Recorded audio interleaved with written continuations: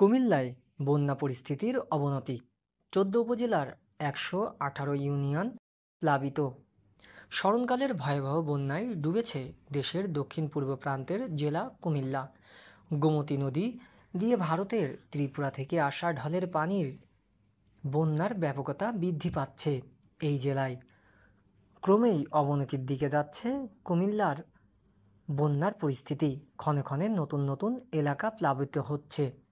শনিবার রাত ৮টা পর্যন্ত জেলার ১৪টি উপজেলা প্লাবিত হওয়ার খবর দিয়েছে জেলা ত্রাণ ও পুনর্বাসন কর্মকর্তা আর কার্যালয়টি জানিয়েছে ১৭টি উপজেলার মধ্যে চান্দিনা, হোমনা এবং মেঘনা উপজেলা বাদে বাকি ১৪টি উপজেলা তলিয়েছে বানের পানিতে। এসব উপজেলার ১২১টি ইউনিয়ন, পৌরসভা এবং ওয়ার্ডের শত শত গ্রামে বন্যার তীব্রতা ছুঁয়েছে। সরকারি হিসেবে জেলার মোট ৭,৯৩,১৪২ জন ক্ষতিগ্রস্ত হলেও বেসরকারি হিসেবে তা ১০ লাখের কাছাকাছি। চলমান বন্যায় জেলায় মোট ১,৬৩,৪২৮টি পরিবার ক্ষতিগ্রস্ত হয়েছে।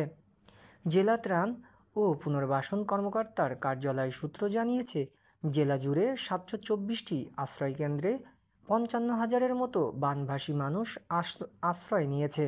তাদের মধ্যে ২০,২৯২ জন পুরুষ, ২২,১৯৭ জন নারী, ১২,৫০৫ জন শিশু ও ২৮১ জন প্রতিবন্ধী আশ্রয় নিয়েছে। অপরদিকে উজান থেকে নেমে আসা পানির প্রবাহ না কমায় দিন দিন নতুন নতুন এলাকায় পৌঁছে যাচ্ছে বন্যার পানি।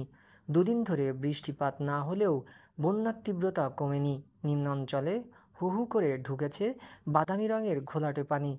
পানি উন্নয়ন বোর্ড জানিয়েছে, গোমতী পানি এখন পর্যন্ত বিপদসীমার বেশ উপরে প্রবাহিত হচ্ছে।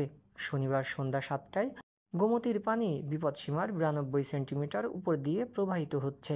ঘন্টায় ১ সেন্টিমিটার করে কমছে নদীর পানি। গত বৃহস্পতিবার রাতে গোমতীর বাঁধ ভেঙে লোকালয়ে পানির প্রবাহ বৃদ্ধি পাওয়ায় নিম্নাঞ্চলে পানির প্রবাহ বেড়ে একটু করে কমেছে গোমতীর পানি।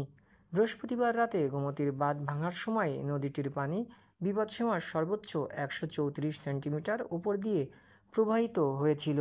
গত ৪২ ঘন্টায় পানি কমেছে ৪২ সেন্টিমিটার। পানি উন্নয়ন বোর্ড কুমিল্লার নির্বাহী প্রকৌশলী খান মোহাম্মদ ওয়ালিউজ্জামান বলেন, গোমতীর পানি এখনও বিপদসীমার বেশ উপর দিয়ে প্রবাহিত হচ্ছে। আমরা খুব ঝুঁকিপূর্ণ অবস্থায় আছি। পরিস্থিতি উন্নতি হতে সময় লাগবে।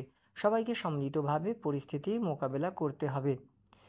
জেলা ত্রাণ ও পুনর্বাসন কর্মকর্তা আবেদ আলী জানান, জেলায় ক্ষতিগ্রস্ত মানুষের জন্য সরকারিভাবে ১,৮০০ মেট্রিক টন চাল বরাদ্দ দেওয়া হয়েছে। এছাড়াও নগদ ৪৫ লাখ অর্থ বরাদ্দ দেওয়া হয়েছে।